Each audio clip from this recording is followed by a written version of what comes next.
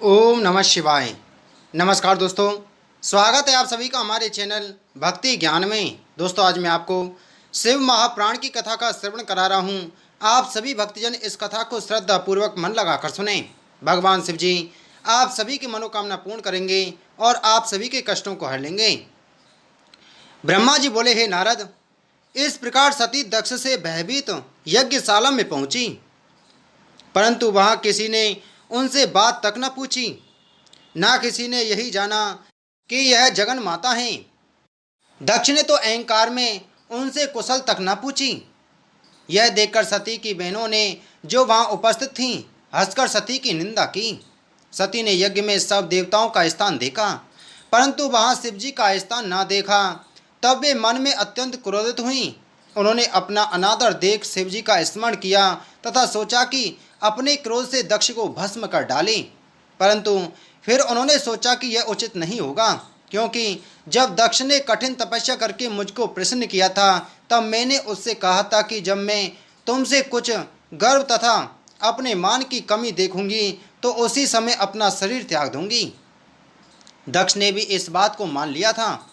अब वही समय आ गया है। अस्तु, सती ने पुनः इस बात पर विचार कर बहुत दुख प्रकट किया और मन में कहा कि मुझे बड़ा दुख है जो शिवजी बिना पुत्र के ही रहे और उन्हें मेरे विवाह का कोई फल ना मिला। मेरे सिवाय और कौन ऐसी स्त्री है जो मेरे पीछे शिवजी को प्रसन्न रख सकेगी। फिर शिवजी तो दूसरी स्त्री को अंगीकार ना करेंगे। अब मैं अपनी प्रतिज्ञा के अनुसार अपने शरीर को त्याग कर हिमाचल पर्वत के घर उत्पन्न होंगी तथा हिमाचल की पत्नी मुझे अपनी पुत्री समझेगी और मैं भी उसको अपनी माता समझकर आनंद प्रदान करूंगी। तब मैं शिवजी के साथ पुनः ब्याही जाऊंगी। उस समय मेरी सब लज्जा समाप्त हो जाएगी तथा संसार के मनोरथ पूर्ण होंगे। सती ने यह सब बातें सोचकर दक्ष से क्रोधित होकर कहा, हे पिता, तुमने शिव को निमंत्रण क्यों नहीं भेजा? क्या तुम्हारी बुद्धि नष्ट हो गई है? जिन मेरे स्वामी शिव से तीनों लोग पवित्र होते हैं, तुमने उन्हें क्यों नहीं बुलाया? बिना शिव जी के सब कर्म असिद्ध हो जाते हैं। तुमने ऐसे शिव को क्यों नहीं पहचाना? फिर वे सनकादिक ब्रह्मा तथा विष्णु से बोली, तुम इस सभा में बिना शिव के क्यों आए? इस प्रकार उन्होंने सबसे ऐसी बातें कहीं तथा शिव जी का वर्णन कर एक एक को अलग अलग लज्जित किया। उन्होंने विष्णु से कहा, क्या तुम शिव को नहीं जानते, जिन्हें वेद सगुण एवं निर्गुण कहकर बखानते हैं? मैंने तुमको अनेक बार समझाया है, परंतु फिर भी तुम धर्म मार्ग को भ्रष्ट करते हो। हे ब्रह्मन, तुम भी बुद्धिहीन हो गए। क्या तुम शिव के अपार बल को नहीं जानते? यद्यपि शिव ने तुमसे अनेक बार कहा है, फिर भी तुम्हें बुद्धि नहीं आई। तुम्हारे 5 मुख थे, तुमने शिव की निंदा की, इसलिए तुम्हारे 4 मुख शेष रहे। हे विष्णु, क्या तुम शिव की महिमा भूल गए, जबकि उन्होंने संवर को जला दिया था? यह जानकर भी तुम इस यज्ञ में क्यों सम्मिलित हुए हो? सती ने फिर देवताओं से कहा, हे देवताओं, तुमने अपनी शुद्ध बुद्धि क्यों नष्ट कर दी?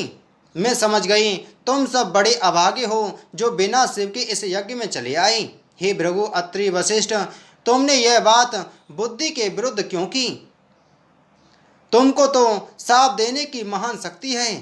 क्यों तुम भी शिव जी की शक्ति को नहीं जानते? एक बार भगवान सदाशिव मगर का रूप धारण कर द्रविणपुर को गए थे और वहां उन्होंने भक्ति की परीक्षा लेने के लिए कुछ लीलाएं की, परंतु मुनियों ने उन लीलाओं के रहस्य को न जानकर शिव जी को साप दे डाला और उस साप का प्रभाव उन्हीं के लिए प्रतिकूल पड़ा। उस समय जबकि तीनों लोग जलने लगे, तब शिव जी ने अपने लिंग को पृथ्वी पर गिरा दिया था, जिसके कारण वे पुनर्जीवित हो गए थे।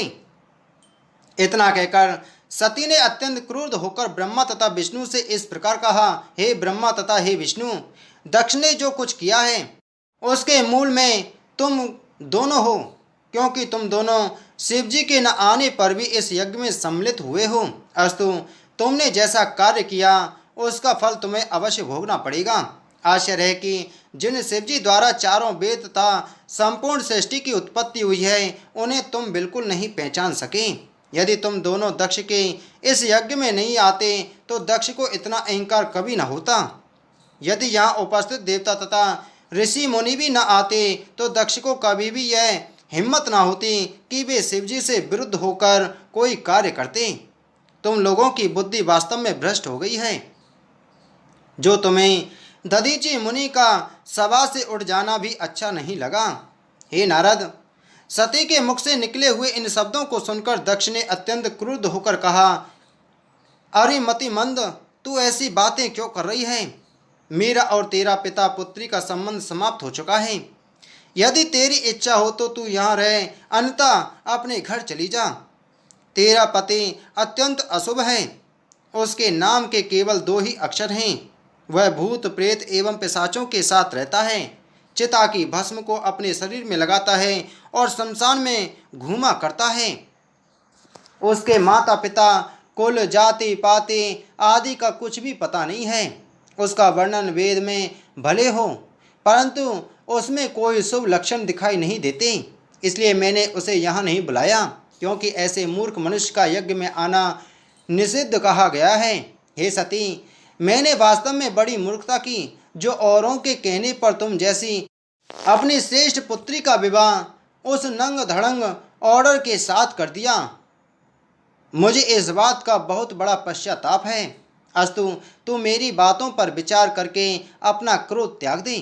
दक्ष की बातों को सुनकर सती पुनः क्रोधित हो उठी और अपने पिता को महापापी अनुमान कर बहुत दुखी भी हुई। वे बोली, शिवजी का अपमान कभी सुनना नहीं चाहिए। यदि कोई व्यक्ति शिवजी की निंदा कर रहा हो तो सुनने वाले को उचित है कि वह या तो उस निंदा करने वाले की जीभ काट ले, अन्यथा अपने दोनों कान बंद करके वहां से उठ जाए और अपने शरीर को अग्नि में जलाकर भस्म कर दे। इसके विपरीत चलने से महापाप होता है। जो व्यक्ति शिवजी की निंदा करता है वह उस समय तक नरक में पड़ा रहता है जब तक कि इस ब्रह्मांड में सूर्य और चंद्रमा स्थित रहते हैं। यह बात वेद के कथन से भी पक्की होती है। इस प्रकार कहकर सती अपने मन में अत्यंत पछताती हुई सोचने लगी कि मैंने यहाँ आकर शिवजी की निंदा अपने कानों से सुनी, यह अच्छा नहीं हुआ।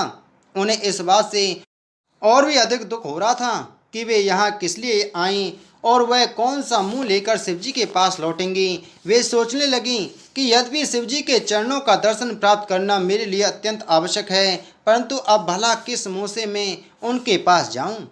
मुझे तो दोनों ही प्रकार से कठिनाई दिखाई दे रही है। हे नारद, इस प्रकार विचार करने के उपरांत सती अत्यंत क्रुद्ध होकर शिव नाम का जोर जोर से उच्चारण करने लगी। उन्होंने किसी की भी प्रतिष्ठा का ध्यान न रखते हुए यज्ञशाला में उपस्थित सब लोगों को धिक्कारते हुए कहा, हे उपस्थित सभासदों, मैं तुम लोगों से यह बात सत्य की कह रही हूँ कि इस समय तुम्हारी बुद्धि नष्ट हो गई है। अंत में तुम्हें बहुत अधिक पछताना पड़ेगा। तुम में से अनेक मारे जाएंगे और अनेक भागकर किसी गुप्त स्थान पर छिप जाने के लिए विवश होंगे। इस सभा में जिस जिसने शिवजी की निंदा की है और जिसने उसे सुना है, उन सबको महापाप लगा है। सभासदों से इस प्रकार कहकर वे दक्ष से बोले, हे दक्ष, तुमने शिवजी की बहुत निंदा की है, अतः तुम्हें भी बहुत पछताना पड़ेगा। शिवजी सबको सुख देने वाले और सबके स्वामी हैं, पर तुम उन्हें साधारण देवताओं की भांति ही समझ रहे हो। तुम्हें यह नहीं मालूम है कि वे संपूर्ण सृष्टि के सबसे बड़े हितैषी हैं। तुम्हें अपनी करनी का फल शीघ्र ही मिलेगा। हे दक्ष, वेद में मनुष्य के 3 प्रकार कहे गए हैं। जो किसी के गुण तथा शील में दोष लगाता है उसे अधम कहा जाता है। जो किसी के पाप तथा पुण्य का सच्चा वर्णन करता है उसे मध्यम कहते हैं, और जो किसी के पापों को छिपाते हुए केवल उसके सद्गुणों का ही वर्णन करता है उसे उत्तम की संख्या दी जाती है। इन तीनों में भी जो सर्वोत्तम प्राणी होते हैं वे अन्य लोगों के केवल गुण का ही वर्णन नहीं करते हैं, अपितु वे सबको अपने कृत्य द्वारा प्रसन्न भी रखते हैं। मैंने इन 3 प्रकार के प्राणियों का विचार करते हुए यह निष्कर्ष निकाला है कि तुम अधम प्रकार के हो, क्योंकि तुमने शिवजी की झूठी निंदा की है। मिथ्या भाषण, अहंकार, क्रोध, लोभ आदि जितने भी बड़े पाप हैं उन सब में महान पाप किसी दूसरे की निंदा करना है। तुम जो यह कहते हो कि शिव नाम में केवल 2 ही अक्षर हैं, सो तुम्हें यह जान लेना चाहिए कि ये 2 अक्षर इतने प्रभावशाली हैं कि जो मनुष्य इन्हें अपने मुख से निकालता है उसके संपूर्ण पाप भस्म हो जाते हैं। ऐसे पवित्र नाम की निंदा करना कभी भी उचित नहीं है। परंतु तुम अपने अज्ञान के कारण इस बात को नहीं पहचानते। शिव जी अनादि, अप्रमेय तथा महान हैं। उनसे द्वेष रखने वालों का कभी भी कल्याण नहीं होता। जिन लोगों ने शिव जी की वास्तविक महिमा को पहचान लिया है, वे सदैव उन्हीं के प्रेम में मग्न रहते हैं। यह मेरा शरीर तुम्हारे द्वारा उत्पन्न हुआ है। अस्तु मैं अपना खेद नष्ट करने के निमित्त अब इसे अवश्य त्याग दूंगी, क्योंकि शिव निंदक पिता की पुत्री कहलाना मुझे सहन नहीं होगा। हे दक्ष, तुमने जो यह कहा कि शिव जी कोई कर्म नहीं करते और अशुभ वेशधारी हैं, उसका उत्तर यह है कि वे पर ब्रह्म, शरीर रहित एवं अनादि हैं। माया को ग्रहण किए रहने के कारण ही वे अपना ऐसा अमंगल वेश बनाए रहते हैं। भला उन्हें किसी कर्म से क्या प्रयोजन है? तुमने जो यह कहा है कि वे चिता भस्म लगाने वाले, नग्न, निर्धन तथा अवधूत हैं, उसका उत्तर केवल यही है कि मुझे उनका यह स्वरूप देखकर ही प्रसन्नता होती है। उनके इस स्वरूप के अतिरिक्त किसी अन्य रूप को देखना मुझे स्वीकार नहीं है। अस्तु, अब मैं अपने निश्चयानुसार अपने को भस्म करती हूँ, क्योंकि इससे शिव जी को प्रसन्नता की प्राप्ति होगी। इतनी कथा सुनाकर ब्रह्मा जी ने कहा, हे नारद, यह कहकर सती उत्तर दिशा की ओर मुख करके पृथ्वी पर बैठ गईं। उन्होंने स्नान करने के उपरांत अपने संपूर्ण शरीर को वस्त्रों से लपेट लिया। तत्पश्चात योग धारण कर विधि पूर्वक आसन लगाते हुए प्राणायाम किया। सर्वप्रथम उन्होंने समान वायु को नाभि चक्र में लाकर उदान वायु को ऊपर चढ़ाया और शिव जी की सुंदर मूर्ति को अपने हृदय में स्थापित किया। तदुपरांत उन्होंने अपनी बाहों के बीच दृष्टि जमाते हुए पति के चरणों का ध्यान किया और अग्नि तथा वायु को उत्पन्न कर दिया। उस पवित्र अग्नि तथा वायु के द्वारा उन्होंने अपने उस निष्पाप शरीर को भस्म कर दिया।